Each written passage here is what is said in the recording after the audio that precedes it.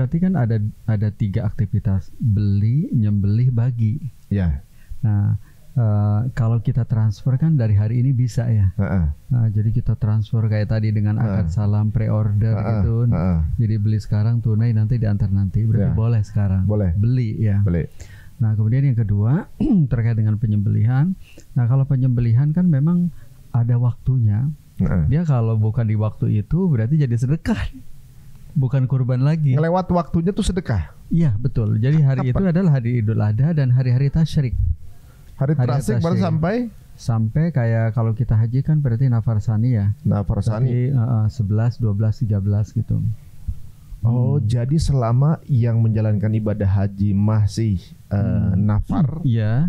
Nah, itulah itu hari tasyrik. Itu hari tasyrik dan momentum penyembelihan. Penyembelihan masih sampai 3 hari. Betul. Nah, pembagian. Kalau pembagian kan tadi bisa saat tasyrik, bisa juga setelahnya. Kata Rasulullah kan idakhiru, kan seperti produk-produk apa namanya tadi? Oh, yang dikirim ke Gaza kan nggak hari betul, itu kan? Nggak hari itu juga. Ada batas nggak?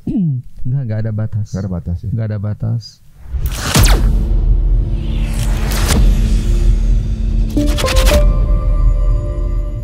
Main korban-korban aja nggak taunya korbannya nggak asah. Ikutan korban nyembeli binatang nggak taunya nyembelinya nggak asah. Kalau nggak tahu bisa salah ya Ustaz ya. Alhamdulillah udah ada Ustaz Oni di sini. Assalamualaikum Ustaz. Waalaikumsalam warahmatullahi wabarakatuh.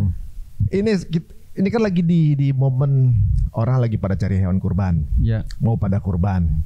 Tapi saya rasa banyak yang masih belum banyak pertanyaan-pertanyaan atau juga mungkin banyak orang yang belum paham mengenai beberapa hal yang sebenarnya tidak boleh secara peraturannya untuk dilaksanakannya kurban gitu kan. Nah, contoh di awal pertanyaan di awal. Yeah. Orang mau berkurban, tapi dia punya utang. Mana yang diduluin? Kurban dulu bayar utang dulu. Iya. Jadi ini kita bagi dalam 2 kondisi. Nah, kondisi pertama, utangnya jatuh tempo.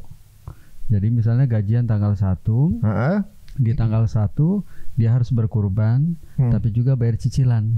Nah, ini mendingan cicilan dulu didahulukan. Oh, cicilan malah dahulukan. Karena udah jatuh tempo. Karena kebutuhan orang lain kan lebih didahulukan daripada kebutuhan pribadi dia. Kan kurban sunnah, bayar utang wajib. Nah, kondisi yang kedua, atau belum jatuh tempo, cash flow-nya juga bisa diatur. Jadi misalnya cicilan 20 hari lagi. Kita harus bayar kurban sekarang, kan bisa diatur tuh cash flow kita. Nah, kalau dalam kondisi seperti ini, kurban lebih didahulukan. Nah, tergantung kondisi jadi. Islam fleksibel banget. Betul, karena itu merujuk kepada hadis Rasulullah SAW, man akhadha amwalan nasi yuridu adaha adallahu anhu. Jadi salah satu adab adalah jangan sampai kita berutang untuk melakukan yang sunnah gitu, padahal kita sendiri tidak bisa bayar. Begitu kira-kira. Bayar utang itu wajib. Padahal bayar utang yang jatuh tempo itu wajib. Oh, berarti memang ya soalnya hukumnya berat juga ya, orang meninggal bukan hutang juga nggak boleh. Betul. Waduh. Nah, kalau misalnya tapi berarti momentum kurbannya kalau duitnya nggak cukup lewat nggak apa-apa berarti? Nggak apa-apa. Enggak, kan berkurban itu hukumnya sunnah. Sunnah ya? Sunnah mu'akkadah. Sunnah mu'akkadah. Qadarullah emang kondisinya lagi belum cukup untuk bayar bapak berkurban gitu. Betul. Kalau berkurban dulu atau ya misalnya keluarga butuh makan nih. Duitnya ini ketika mau buat kurban dicicil bisa, tapi keluarga nahan lapar gitu misalnya. Oh, enggak apa-apa. Enggak apa-apa. Yang penting kan yang penting dia tuh bisa bayar gitu. Jadi cash flow-nya memang bisa bayar gitu. Misalnya saya bisa nih berkurban, tapi saya yang biasa makan daging, kita makan tempe aja. Kan cakep kalau itu udah bagus. Oh gitu. Bagus banget. Beda kalau tadi cerita utang kan kebutuhan orang ya. Benar. Tapi kalau ketika kebutuhannya itu berhubungan dengan kebutuhan sehari-hari yang ternyata akhirnya dia jadi nggak bisa berkurban juga nggak apa-apa. Nggak apa-apa. Sebenarnya itu pilihan. Jadi itu pilihan bukan antara yang baik dan yang buruk, tapi mana yang baik dan lebih baik biasanya. Gitu pilihannya. Jadi empuk sih sebenarnya ya. Betul. Lebih soft ya. Iya.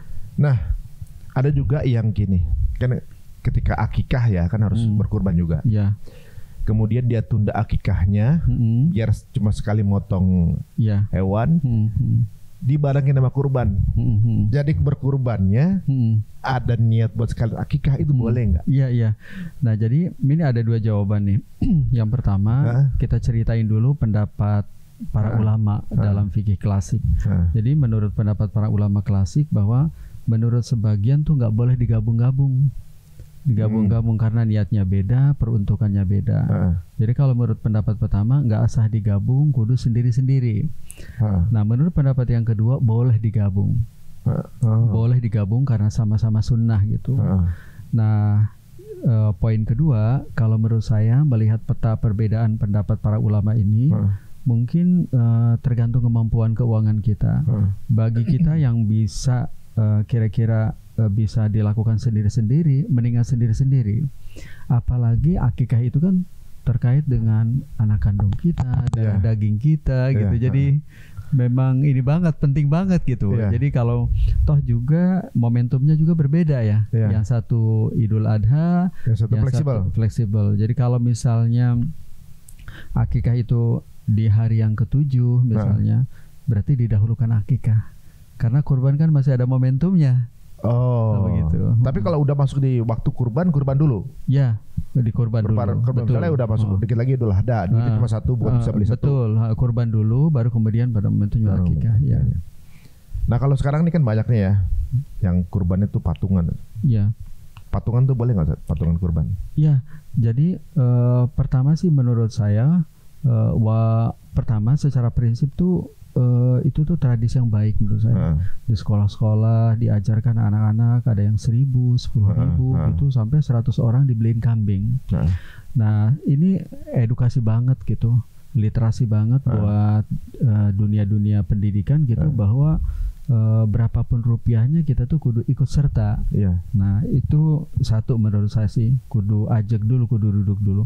Nah kemudian yang kedua terkait dia apakah kurban atau tidak, memang berkurban itu kan karena dia masalah ibadah yang nggak logis, kayak kita umroh dan haji kan, banyak nggak logisnya kan, keliling Ka'bah 7 kali kan, semua nggak logis. Begitu juga dengan ini.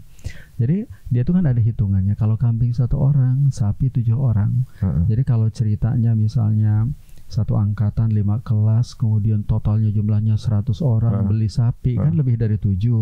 Nah itu sebenarnya jatuhnya dia sedekah daging. Tapi nggak dimasuk ke dalam dia berkurban?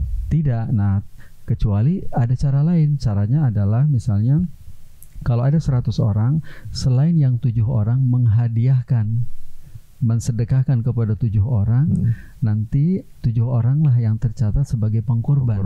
Itu mungkin salah satu solusi agar literasi ini jalan juga, tetapi bernilai kurban, yang lain juga tetap bernilai sedekah gitu. Oh jadi ada jumlah tertentu minimal amount untuk per orang gitu Ustaz? Betul. Jadi sapi kan 7, kambing 1 gitu. Nah ini ya ada persepsi Ustaz. Katanya ada yang bilang 1 kambing itu 1 keluarga. Ada yang bilang 1 kambing itu 1 orang. Ada yang bilang 1 sapi itu 7 orang, atau ada yang bilang 1 sapi itu 7 keluarga. Yang mana tuh?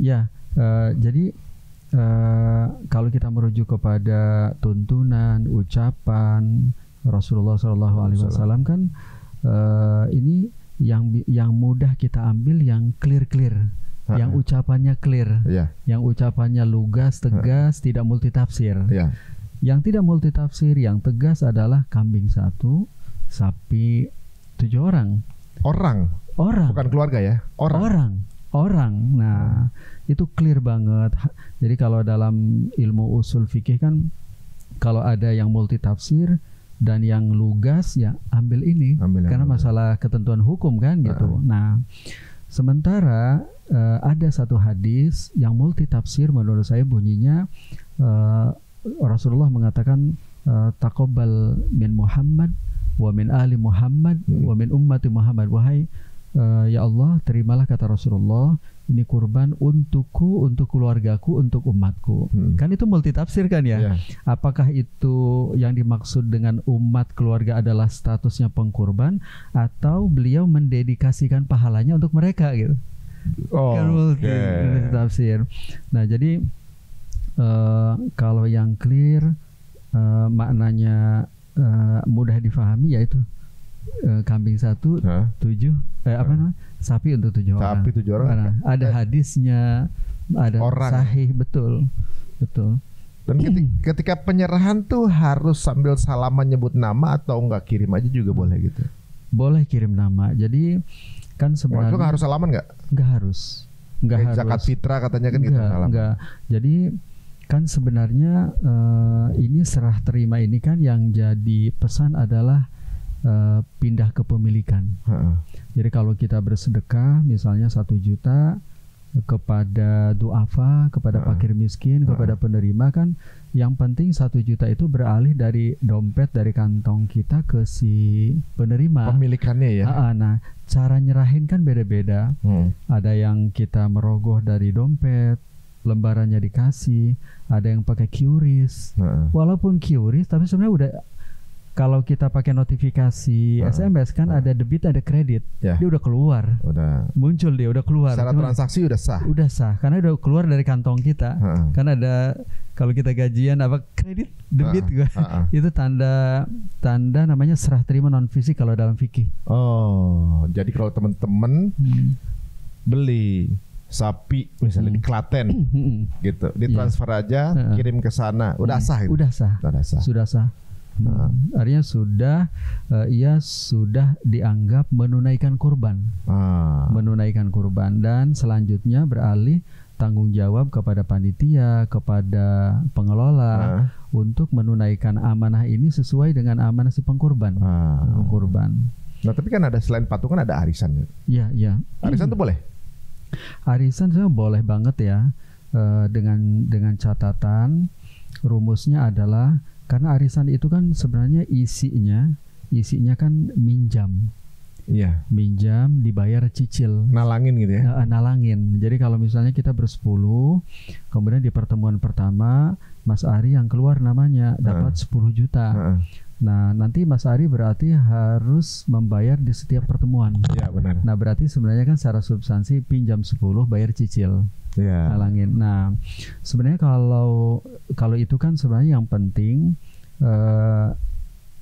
penting kalau contohnya seperti tadi Mas Ari ambil 10, berarti yang dibayar harus 10, tidak boleh lebih. Nggak boleh lebih dan juga nggak kurang. Iya, betul. Tidak boleh lebih, tidak boleh kurang. Nah, andai kan peruntukannya adalah kurban, kalau menurut saya mendingan arisannya tetap uang, nanti yang ngebeliin si peserta, supaya aman. Yang jadi kewajiban itu tetap 10 juta kalau dalam contoh, karena kalau kurban bisa berubah-ubah harganya ya. Jadi misalnya pada saat kita ketemuan di pertemuan pertama benar tuh 10 juta gitu. Pas 1 bulan lagi berubah lagi. Nah, ini akan ada yang dirugikan nih. Jadi mungkin lebih aman memang tetap patungan arisannya uang. Nanti yang ngebeliin si penerima. Nanti kalau ada kekurangan, kurang bawa sendiri. Gitu, itu lebih adil, lebih sesuai dengan aturan, namanya aturan qard gitu. Benar. Ya cukup berhati-hati teman-teman semuanya. Arisannya memang niatnya baik ya, tapi kadang-kadang nanti kalau misalnya lagi tahun ini segini, tahun depan dikumpulin lagi udah nggak dapet kan gitu.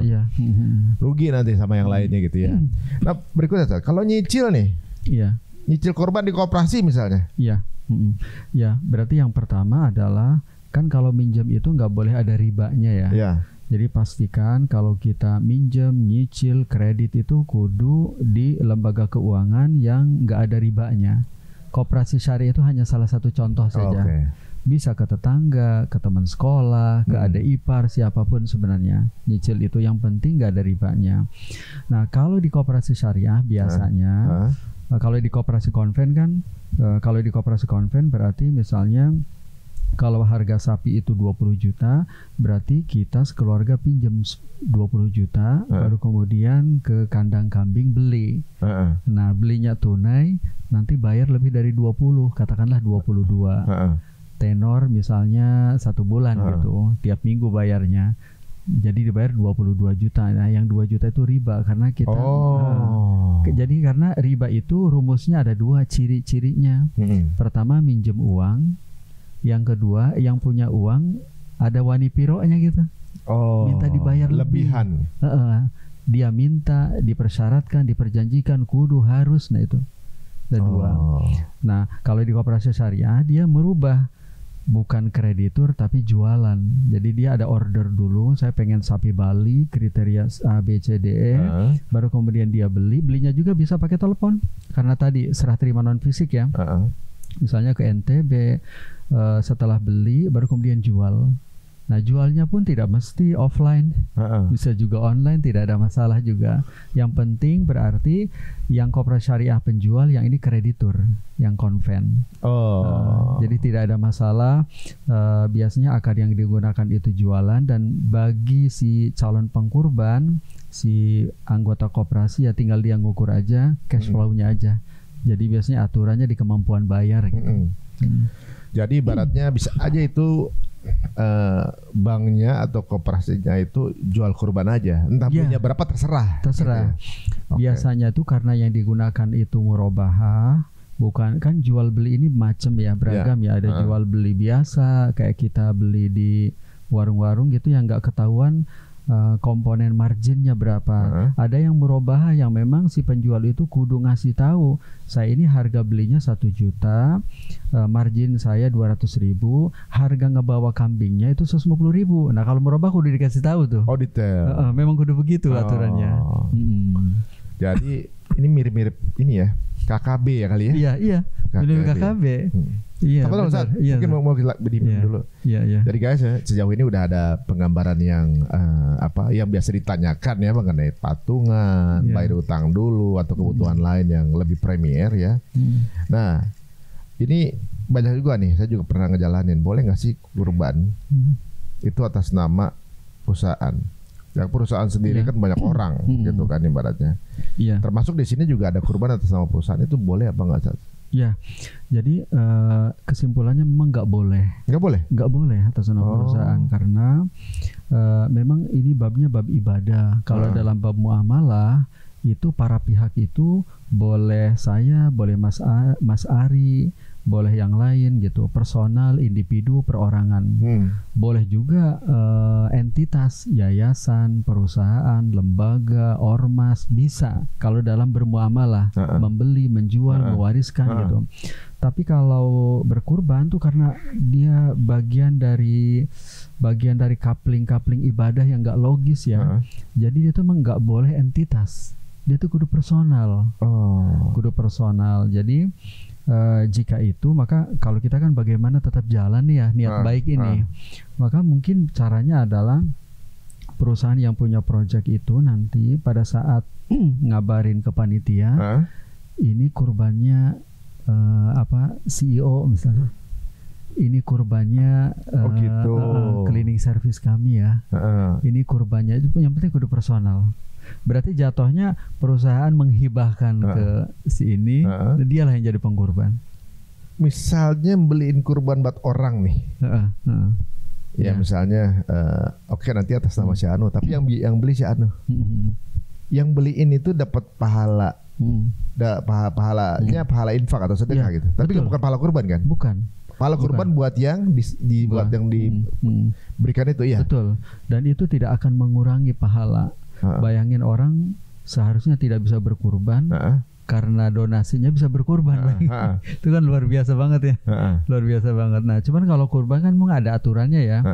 Kalau kurban kan sebagian untuk pengkurban dagingnya, sebagian untuk warga, targetnya guyub, sebagian lagi untuk duafa, targetnya donasi sosial. Dia dibuat 3 coupling gitu.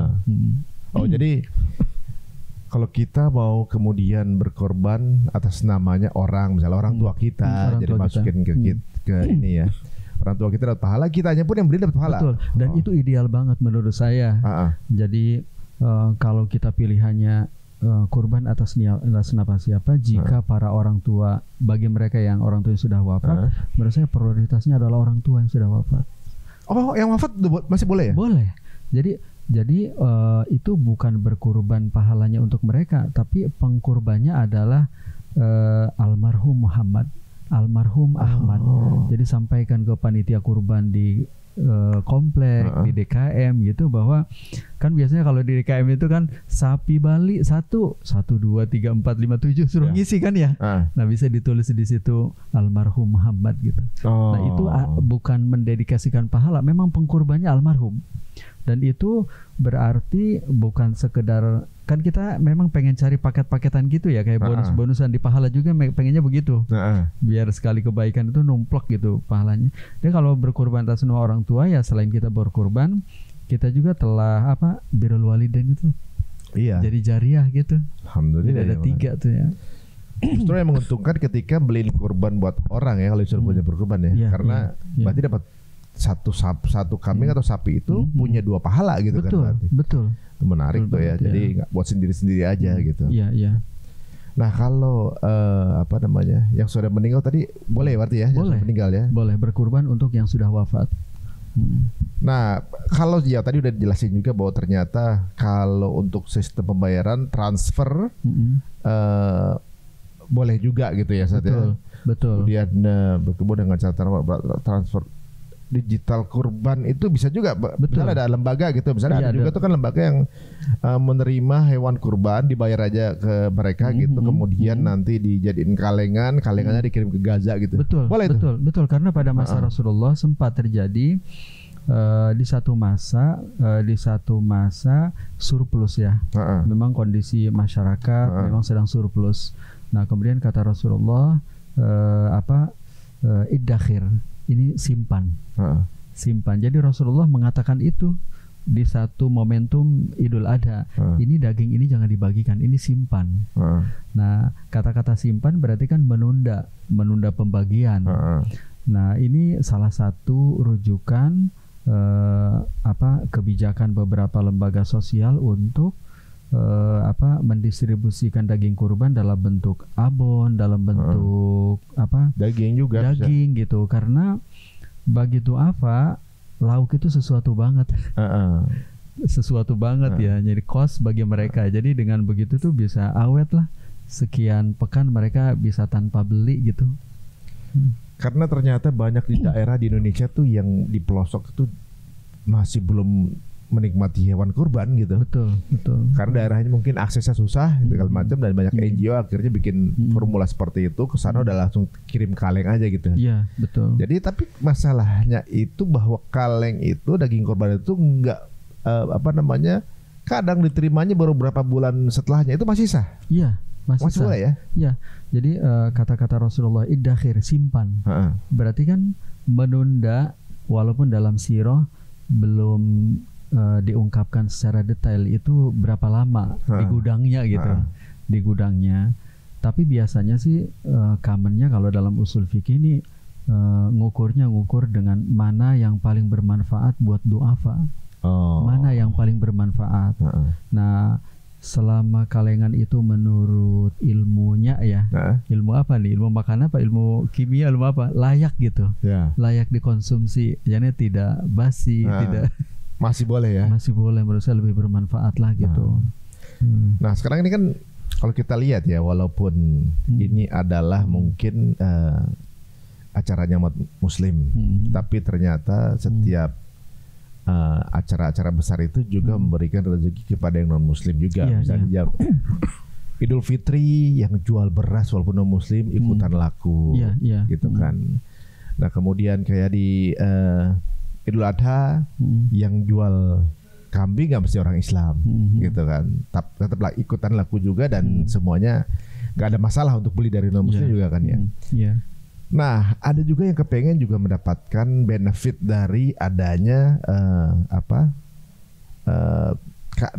adanya acara kurban ini gitu kan. Ada orang yang kemudian jadi broker penjualan hewan kurban, itu boleh nggak sih? Boleh, tidak ada masalah. Jadi memang jadi harusnya memang kurban ini memperkuat, menghidupkan sektor real ya. Sektor real. Jadi kebutuhan akan hewan kurban, akan daging harusnya sih bisa menggerakkan ekonomi masyarakat. Nah, mungkin broker ini salah satunya ya. Jadi broker ini mungkin salah satu segmen ya, di mana memang bisa berbisnis bagi mereka yang memang tidak memiliki modal ya. Tidak memiliki modal. Mungkin salah satu ketentuannya adalah dia harus jelas siapa yang ngasih fee. Ya, ini kan dia menghubungkan dua nih, antara panitia kurban dengan si penjual. Nah, jangan sampai nggak ada omong-omongan tiba-tiba minta 2%. Goror dong itu. Goror, jelas-jelas goror. Jadi pertama yang perlu ditentukan nih sebenarnya siapa yang ngasih. Siapa yang ngasih, kayak kita broker rumah lah kan, jelas lah yang penjual biasanya misalnya atau pembeli. Jadi harus ditentukan. Yang kedua, ini berapa? Kudunya berapa kalau jadi. Biasanya kalau broker itu kan dia mendapatkan kompensasi karena prestasi, udah deal duluan, deal baru dapat, nggak deal nggak dapat. Nah, nggak dapat. Itu mungkin. Yang kedua, yang dia fasilitasi memang transaksi yang memenuhi rukun dan syarat gitu. Jangan sampai transaksi goror atau fiktif, justru dia menjadi ini brokernya. Jadi misalnya kayak beli kurban melalui flyer ya, melalui flyer. Nah itu kan kalau dalam fikih boleh, tetapi harus ada klausul kalau nanti hewannya pada saat sampai tidak sesuai dengan gambar, si pembeli berhak untuk balikin, cancel. Pilihannya nerima ridho apa adanya, ridho minta selisih, atau dibalikin. Harusnya ada klausul begitu tuh kalau dalam fikih sebenarnya. Karena nggak melihat langsung. Karena melihat langsung. Berhati-hati sih memang nih kayak gini. Nah ini saya sering lakuin saat beli kurbannya sekarang, buat dipotong nanti masih sebulan, berharap bisa naik 10 kilo gitu misalnya. Kita beli yang 80-90 misalnya kan, biar bisa dipotong 1 ton gitu. Ada misalnya teman-teman gitu yang suka begitu gitu. Itu boleh nggak Sat? Itu boleh dengan catatan pembelian kita tunai. Jadi pembelian kita tunai. Jadi misalnya kita beli sapi Bali berat sekian per kilo, harganya sekian gitu, katakanlah 15 juta. Kalau beli nanti mungkin jadi 25 juta karena kita belinya jauh-jauh hari ya. Jauh-jauh hari.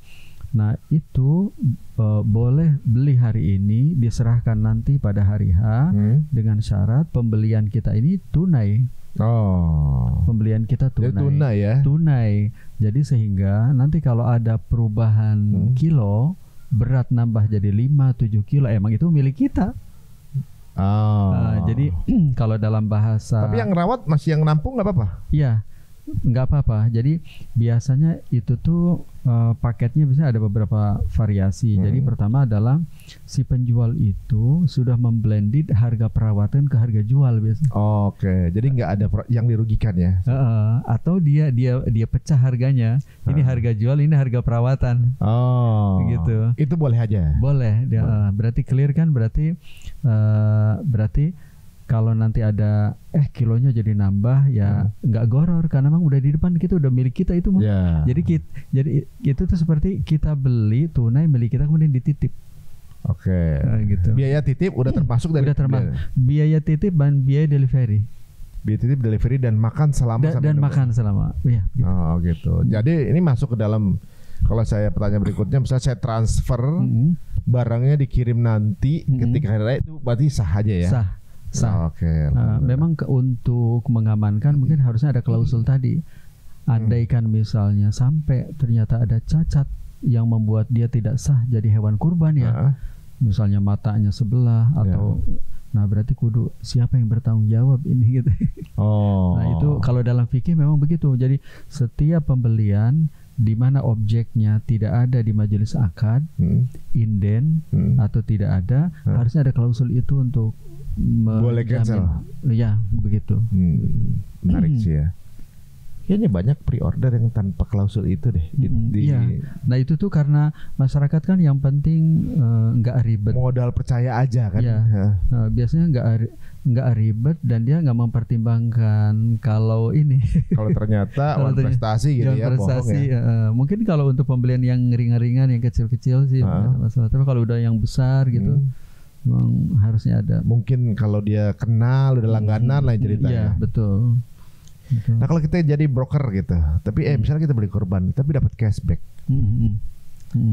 boleh nggak Ustaz kalau dapat cashback itu? Berarti kan nggak murni hadiah, kita bayar misalnya 5 juta gitu, dapat cashback 500.000 gitu. Ya, nggak apa-apa. Nggak apa-apa ya? Nggak apa-apa asal sumber cashback itu memang dari dana penjual. Jadi cashback itu harus sumbernya dari penjual, entah dari alokasi marketing atau yang penting dari dana penjual. Contoh yang nggak boleh adalah cashbacknya dari hewan kurban itu sendiri, misalnya lembaga apa gitu, entah apapun misalnya. Dia ngasih cashback tapi dari hewan kurban titipan orang. Nah itu jelas-jelas nggak boleh ya. Nyebrang ya. Nyebrang udah. Jadi cashback itu sebenarnya jika benar ya dari kantong si penjual itu sebenarnya sih hanya gimmick saja. Hanya gimmick. Jadi itu adalah sekedar ia yang seharusnya dapat untung 100% dikurangi jadi 95, berharap dengan begitu dia dapat customer lebih. Jadi itu sebenarnya tidak ada isi. Itu campaign ya. Iya, betul. Campaign biar dapat apa namanya? Traffic kali ya, biar lebih banyak gitu. Jadi main quantity. Nah, kalau tadi udah ya berarti cashback. Kalau bikin campaign misalnya jualan kurban, bikin flash sale gitu. Iya. Boleh nggak, Sat? Iya. Jadi merusak pasar kata yang lain. Nah, betul, saya diingatkan Mas Ari nih dengan kata-kata merusak pasar. Sebenarnya kan kalau jika tidak merusak pasar, kompetisinya tetap sehat gitu, sebenarnya nggak ada masalah. Ya? Karena biasanya sih ini kan memang bisnisnya di situ ya. Jadi mereka udah tahu harga. Jadi 3 bulan sebelum hari H memang udah pada jualan. Iya benar. Dan yang mereka beli itu bukan 1-2, ribuan. Karena itu kan lembaga kemanusiaan ya. Mereka sebarkan ke seluruh Indonesia. Ada yang jual ke Palestina, ke ini. Jadi yang dia beli itu puluhan ribu. Jadi sangat logis dia bisa menjual memang dengan harga yang sangat rendah. Sangat rendah. Karena main quantity gitu ya. Betul. Nah kalau misalnya ada campaign gitu, kuotanya cepat dibeli karena kuotanya terbatas gitu ya, misalnya kuota kurban terbatas nih. Betul. Gitu. Ya sekarang kan platform jualan kayak TikTok itu kan selalu pakai banyak tuh campaign gitu ya.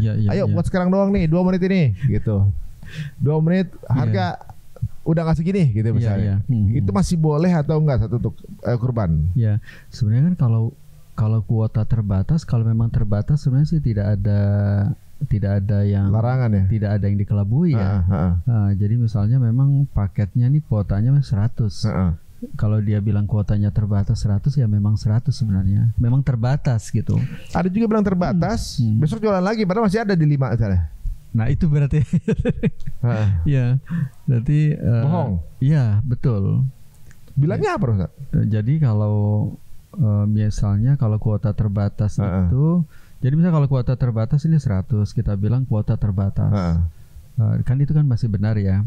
Tapi misalnya memang ini nggak ada yang beli-beli, udah diperpanjang nggak ada yang dibeli-beli. Nah kuota terbatas itu memang perlu bahasa lain kali. Perlu cari bahasa lain lah yang tetap menarik gitu. Dia kampanyenya terbatas padahal barangnya masih ada gitu. Iya. Itu jatuhnya dibohong berarti. Iya. Iya. Yang lain sih boleh gitu ya kayaknya. Iya, betul. Kalau terbatas emang terbatas boleh. Terbatas memang. Terbatas kan memang kursi terbatas, hewan terbatas gitu. Saya dengar ini kan ada larangan untuk berkorban yang memiliki penyakit mulut dan kuku. Iya, betul.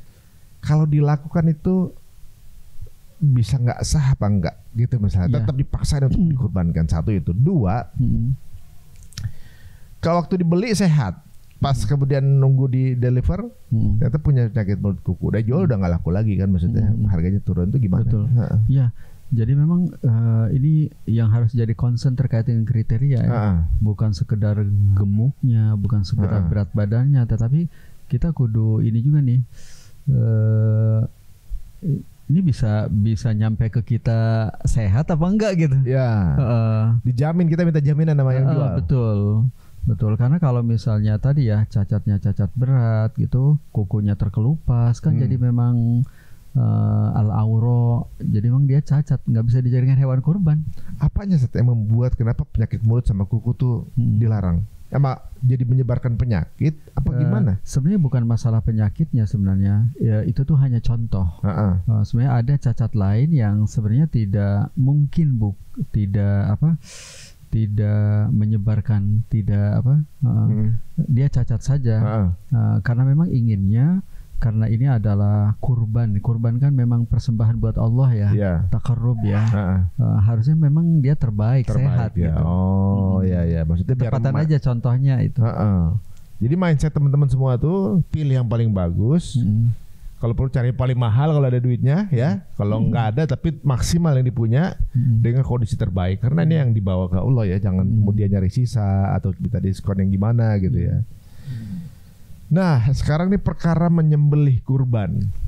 Apa hukumnya Pak Ustaz? Kalau harus menyembelih sendiri, ada bilang kan wah Abdul mau menyembelih sendiri ini, gitu kan ibaratnya. Terus ada nggak adab-adab khusus yang mesti dijalankan untuk jika ingin menyembelih kurban? Ya, jadi kan salah satu tuntunannya kan jika memungkinkan pengkurban untuk menyembelih langsung itu lebih baik, lebih baik. Tapi ya tidak wajib. Mungkin ada sebagian memang nggak biasa gitu. Iya. Tapi kalau dia sebagai penyembelih langsung itu afdalnya begitu, lebih baik begitu. Nah di antara adab-adabnya kan misalnya memastikan ya, jadi mari ya tempat saluran makan pernapasan itu putus, jadi memastikan pada saat kemudian supaya dia tidak terlalu berlama-lama nih mengakhiri hidupnya ini berlama-lama. Jadi jangan langsung aja ya, petas betul gitu, kan ada posisinya biasanya. Jadi mari ya, jadi pernapasan dan saluran makan ya. Nah kemudian biasanya kan diikat ya, direbahkan gitu dalam posisi dia sendiri dalam posisi siap untuk disembelih. Kita baca juga kan Bismillahirrahmanirrahim. Itu salah satu adab saat menyembelih hewan kurban. Jadi memang jangan kemudian menampakkan ke hewan lain gitu ya katanya. Betul kan biasanya itu kalau kita ya, atau mungkin beberapa yang dipraktekkan oleh Juleha ya, biasanya kan ada penutup ya, ada tirai gitu, dibuat supaya dia memang tidak terlihat. Kan itu kan antrian. Kadang ada yang nangis soalnya. Itu beneran nangis ya. Takut. Gitu. Soalnya beberapa sapi itu ada yang netesin air mata, kambing ada yang netesin air mata gitu. Fitrah kali ya memang, walaupun dia nggak tahu kita fitrah, dia punya rasa sakit atau enggak kita nggak tahu ya. Mungkin aja kan saya dengar ikan itu kan binatang yang nggak ada rasa sakit gitu kan. Siapa tahu kambing juga kan kita nggak tahu. Tapi saya baca penelitian itu di Jerman bahwa cara penyembelihan kurban yang terbaik setelah mereka pantau dengan grafis, cara penyembelihan Islam itu yang dengan memotong itu adalah yang paling mudah untuk hewannya katanya. Jadi grafik rasa sakitnya menurun, rasa nikmatnya naik katanya, endorfinnya keluar. Tapi kalau bunuhnya dengan cara ditembak, diracun, disetrum, itu semuanya ketika proses penyajalnya rasa sakitnya naik. Gitu, dipasangin di otak gitu waktu itu ininya. Tapi ya Allah bisa saya cuma baca aja sih gitu. Akhirnya standar untuk penyembelihan hewan sehat dipakai seperti Islam, cuma bedanya nggak baca Bismillah aja, tetap nggak halal juga buat kita sih sebenarnya. Nah kalau kita misalnya nitip kurban tapi kita nggak nyembelih gitu, cuma binatangnya kita taruh di situ. Apakah yang berkurban ini harus melihat sembelihannya? Dia nggak nyembelih, tapi apakah diwajibkan melihat juga proses itu? Sampai saya kalau lagi di mana gitu direkam orang sampai dikirimin gitu. Iya. Tidak ada masalah, boleh dan sah. Jadi Rasulullah pernah melakukan itu. Jadi ada 100 unta. Rasulullah sebagai Jadi Rasulullah itu dari 100 unta, sebagian beliau sembelih sendiri, kemudian sebagiannya beliau minta Ali yang menyembelih. Nah, Rasulnya ngelihat apa enggak? Nah, di situ saya tidak bisa pastikan, tetapi kalau dilihat dari penjelasan hadis ini dijadikan dalil oleh para ulama yang membolehkan pengkurban itu tidak melihat.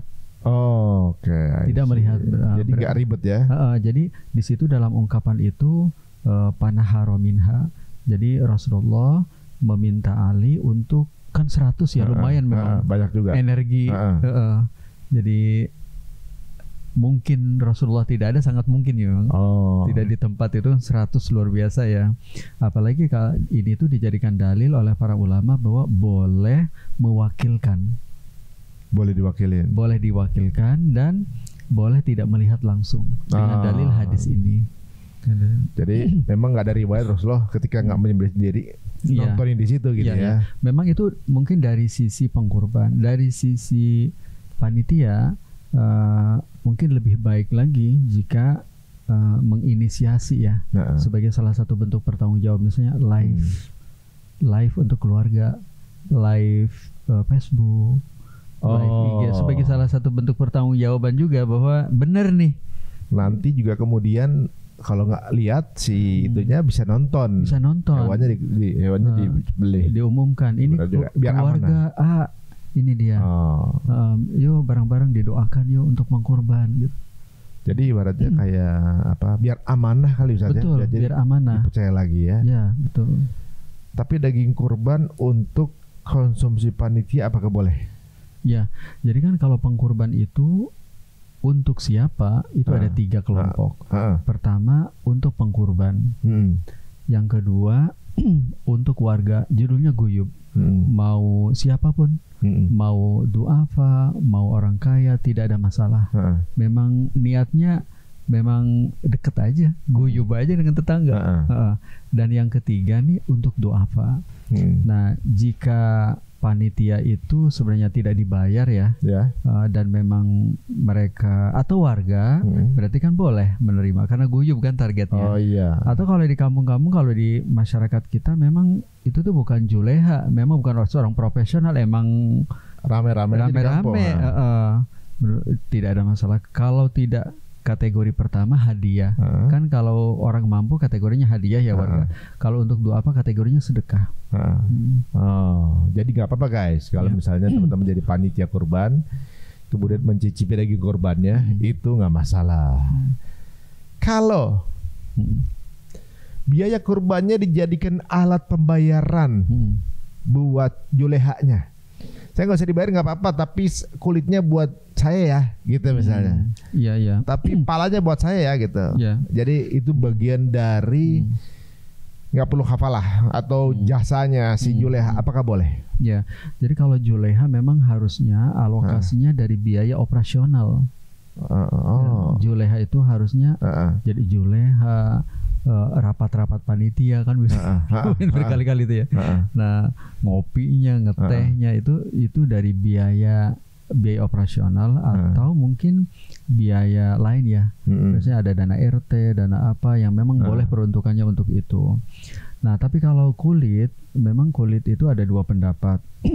Tapi salah satu pendapatnya adalah itu tuh wayusrafu tsamanuhu masrifal udhiyah. Jadi dia tuh boleh diberikan kepada duafa atau dijual uangnya buat duafa gitu. Oh boleh ya? Boleh begitu. Tapi kalau buat alat pembayaran? Ya, jadi memang ini ada yang kalau ngikuti zahir hadis kan tidak membolehkan ya. Nah jadi kalau pilihan yang boleh itu tadi berarti dijual kambingnya, dijual kulitnya, nanti hasil penjualannya diberikan buat duafa. Jadi wa yusrafu tsamanuhu masrifal udhiyah. Jadi ada kebolehan juga di sana. Betul. Dengan berbagai syarat dan ketentuan berlaku yang pasti. Nah, yang berikutnya alternatif biaya operasional kurban. Ini maksudnya gimana, Ustaz? Oh iya. Jadi kan kurban itu kan pasti ada biaya ya. Jadi orang berkurban nitip kepada DKM, nitip kepada Pak RT panitia, LAS, lembaga kemanusiaan kan dia itu kan ya kudu dikulitin, kudu dicacah, kudu orang juga ngurusin mikirin rapat kali. Nah itu tuh dananya dari mana? Kalau menurut Vicky, karena akarnya adalah wakalah, kuasa, orang yang berkurban meminta, memberikan kuasa kepada panitia untuk A, B, C, D, E sampai tercacah, sampai masuk plastik, sampai dibagiin ke rumah-rumah. Kan itu tuh ada prosesnya, ada julehanya, ada rapat-rapatnya. Nah itu tuh kalau dalam menurut Vicky itu tanggung jawab pengkurban. Tanggung jawab pengkurban. Yang bukan tanggung jawab dari lembaganya. Bukan, tanggung jawab pengkurban. Jadi bagaimana hewan ini bisa nyampe dalam bentuk daging ke kami, ke warga, ke duafa. Nah itu tanggung jawab pengkurban. Nah caranya biasanya bervariasi. Yang pertama adalah panitia, ini pilihan pertama ya. Pilihan pertama panitia menyampaikan, Bapak Ibu, ini untuk sapi harganya sekian, tapi untuk sapi biaya operasionalnya 200.000. Jadi per orang 10.000 kebagian gitu. Nah itu berarti ketahuan. Berarti ini buat untuk berarti untuk juleha, untuk apa nanti dibagi. Jadi per sapi 200.000 ditentukan. Nah udah fix ya. Nah tapi kalau memang tidak ditentukan nominalnya, sebenarnya sih panitia berhak untuk misalnya untuk biaya delivery dari kandang ke ini. Biasanya kalau dari Vicky yang penting lazim, proporsional, tidak berlebihan lah gitu. Masih dianggap boleh ya? Iya betul. Betul. Oh gitu. Nah pertanyaan berikutnya nih, distribusi daging korban olahan tadi sudah sebetulnya ya kita udah jelaskan ya. Kalau ya tadi berarti boleh dong kalau kulit hewan kurban itu dijual. Betul. Berarti boleh? Boleh, tapi dijual itu hasil penjualannya untuk duafa. Hasil penjualannya untuk duafa. Bukan untuk yang jual. Bukan. Si juleha ini. Bukan. Bukan ya. Bukan. Kecuali yang nyembelih itu yang di kampung memang orang-orang nggak mampu. Ya udah dapat ini udah dapat jatah kan. Iya. Mereka nggak dibayar, nggak apa. Memang guyup begituan tuh ya. Dan rata-rata memang orang-orang membutuhkan. Gitu. Ya, tadi saya mau nanya ya, apakah ini boleh korban di Gaza? Ternyata sudah tadi dijawab sama Ustadz juga. Jadi teman-teman semua, di sini sebenarnya berarti kurban itu memudahkan juga Ustadz. Jadi ibaratnya kalau di kampung kita lagi banyak yang berkurban gitu kan. Iya semua dapat kurbannya sih, daging kurbannya mungkin berlebih gitu ya. Tapi banyak wilayah yang kemudian belum pernah dapat kurban atau mungkin dia mau sumbangkan kurbannya ke Gaza, itu diperbolehkan pada saat itu. Menurut saya sih bukan diperbolehkan. Memang hari ini pilihan prioritasnya ke daerah-daerah konflik. Bukan daerah konflik ya. Ya mereka yang kena musibah. Bayangkan ya. Maksudnya kalau di sini mungkin judulnya bagaimana guyup, bagaimana orang yang belum bisa makan daging. Kalau mereka kan antara mati hidup, hidup dalam sudah nggak sebanding tingkat kebutuhannya nih. Jadi dan itu kalau dalam fikih ighatsatul luhfan. Jadi bagaimana orang bisa bernapas. Kalau ini kan ibaratnya orang nggak yang biasa makan tempe, makan daging. Kalau di sana emang bagaimana bisa bernapas? Menyelamatkan orang. Jadi urgensinya lebih tinggi. Sangat menurut saya, sangat. Alhamdulillah nih berarti guys. Agama kita luar biasa sih sebenarnya. Dari event ini aja Idul Adha kayaknya luar biasa Ustaz. Jadi ibaratnya di momen ini jutaan orang gitu, miliaran orang berlomba untuk ke satu tanggal di mana tanggal tersebut Allah turun di Arafah. Itu jutaan yang datang kan gitu kan. Betul. Di sisi lain yang nggak bisa ke situ rame-rame berkurban. Betul. Di momen itu semuanya itu hari itu orang yang miskin pun makan daging. Betul banget. Jadi benar-benar sebuah perayaan akbar. Ini event terbesar. Saya pernah nulis ini bayangkan nih Mbak, seperti event terbesar yang pernah ada di dunia gitu. Karena semua yang ngerayain miliaran gitu. Wah ini sebuah berkah sih teman-teman semuanya. Jadi apa nilai yang ada di belakang ini yang luar biasanya dari kurban ini? Iya, iya. Jadi yang pertama adalah kurban itu kalau dari sisi personal pengkurban, memang dia rasa syukur. Syukur kepada Allah atas nikmat yang diterimanya. Pokoknya bersyukurlah gitu. Jadi salah satu bentuknya ya dia berkurban, bersyukur. Nah kemudian yang kedua membantu du'afa. Membantu du'afa. Yang ketiga, memang salah satu bentuk kita dengan keterbatasan kita silaturahim, ketemu dengan warga, ya berarti guyub ya, dan guyub. Nah kemudian yang ketiga tadi ya kalau pilihannya ke Gaza misalnya, menurut saya sih prioritas banget. Jadi kalau pilihan hari ini kebanyakan dari masyarakat Muslim Indonesia memilih Gaza dengan catatan diberikan kepada lembaga yang amanah, yang profesional, maksudnya pilihan terbaik. Pilihan terbaik menurut saya. Oke, Ustaz. Kalau sekarang tadi mengenai hewannya. Kalau hewannya dulu ini, kalau Idul Fitri ini kan kita zakatnya itu sebelum sholat Id. Iya. Ketika sholat sudah selesai. Betul. Ya kan? Betul. Kalau kurban itu apakah sama? Kita kasihnya sebelum sholat Id. Dilewat dari sholat Id ngasihnya, nggak boleh. Ada yang berpendapat begitu tuh, gitu kan? Tapi saya sepanjang perjalanan kan ada yang akhirnya baru belinya sehari setelah Idul Adha gitu, nyembelihnya kemudian 2 hari setelahnya. Itu gimana? Iya, jadi ini berarti kan ada 3 aktivitas: beli, nyembelih, bagi. Ya. Nah, kalau kita transfer kan dari hari ini bisa ya. Nah, jadi kita transfer kayak tadi dengan akad salam pre-order gitu. Jadi beli sekarang, tunai nanti diantar nanti. Berarti boleh sekarang. Boleh. Beli ya. Boleh. Nah, kemudian yang kedua terkait dengan penyembelihan. Nah, kalau penyembelihan kan memang ada waktunya. Dia kalau bukan di waktu itu berarti jadi sedekah. Bukan kurban lagi. Ngelewat waktunya tuh sedekah. Iya, betul. Jadi hari itu adalah hari Idul Adha dan hari-hari tasyrik. Hari tasyrik baru sampai kayak kalau kita haji kan berarti nafarsani ya. Nafarsani. 11, 12, 13 gitu.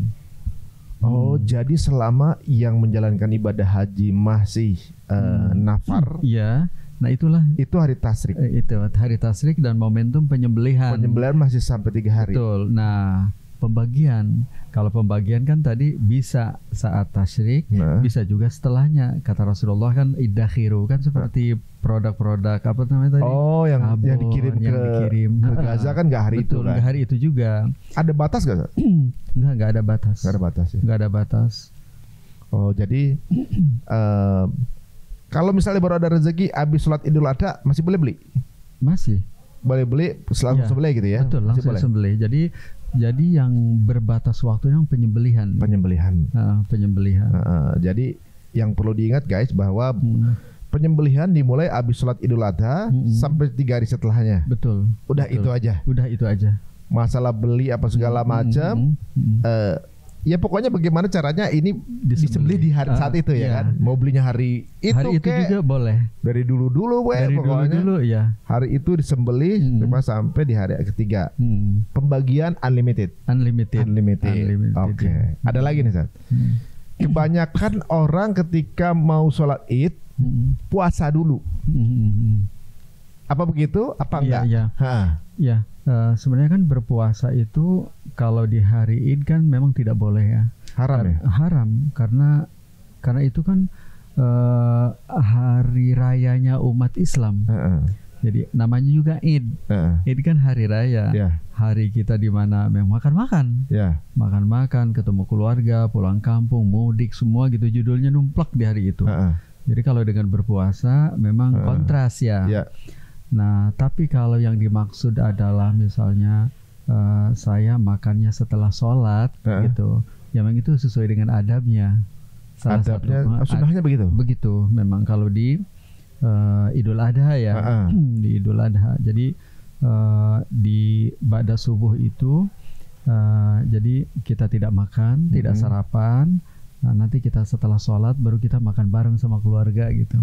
Oh, tapi yang tidak boleh adalah berpuasa.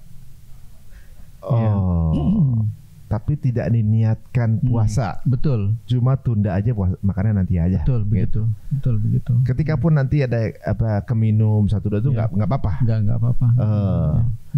Jadi nggak terlalu kaku guys. Jadi banyak kan orang bilangnya puasa dulu. Nah itu yang nggak boleh ya? Iya betul. Memang tidak boleh puasa. Kalau Idul Fitri juga sama, ada sama? Kalau sebenarnya itu setahu saya itu memang hanya berlaku di Idul Adha ya. Di Idul Adha. Ya mudah-mudahan di Idul Adha ini minimal pintu bantuan boleh masuk saat ya. Betul. Gitu ya. Jadi kasihan saudara kita. Kemarin udah sempat merdeka di Januari Februari, sekarang lagi struggling lagi. Kita doakan Idul Adha ini adalah kabar bagus buat kita semuanya. Jazakallah khair Ustaz. Ini luar biasa penelitian antum selama 7 tahun ya. Ya ini FAQ berarti ya? Iya betul. Yang biasa ditanyain orang-orang ya? Yes. Waduh, alhamdulillah. Semoga teman-teman ini menjadi pencerahan atau juga mungkin banyak hal yang ingin ditanyakan tadinya sudah tercover ya. Semoga akan menjadi info yang bermanfaat buat teman-teman semua. Moga silakan share di circle teman-teman dan semoga kurban kita lancar semuanya, diterima Allah. Bayangkan ya. Kurban-kurban ini nanti yang akan bersaksi di hadapan Allah di hari akhir nanti bahwa kita sudah ikut serta untuk meringankan selain juga sunnahnya juga dan juga meringankan kesedihan atau kelaparan saudara kita. Dan sekali lagi kalau saya berkurban misalnya ada orang yang berkurban di rumahnya tapi kurban juga di tempat lain, itu nggak ada masalah kan? Nggak ada masalah. Masalah biasanya sih kalau tuntunan dan adabnya mana yang paling bermanfaat, mana yang paling bermanfaat gitu. Jadi misalnya dia punya panti asuhan di Bandung, gitu misalnya. Terus dia kemudian kirim juga di Bandung buat anak pantinya, gitu kan. Itu boleh Ustaz ya? Iya, tepat itu Ustaz. Nggak ada ini kan, nggak ada batasan maksimal orang berkorban gitu. Nggak ada. Justru kalau berkorban kan selama kategori mampu, semakin banyak lebih baik ya. Alhamdulillah, balik teman-teman, ayo yang punya kelebihan rezeki kita kurban sebanyak-banyaknya dan yang terbaik. Jazakallah Ustaz waktunya. Sama-sama. Semoga kita bisa duduk kembali lagi untuk pertanyaan-pertanyaan fikih seputar banyak hal ini. Semoga menjadi pelajaran buat antum juga dan keluarga. Terima kasih teman-teman semuanya. Sampai ketemu lagi di episode berikutnya Cerita Untung. Semoga bermanfaat. Assalamualaikum warahmatullahi wabarakatuh.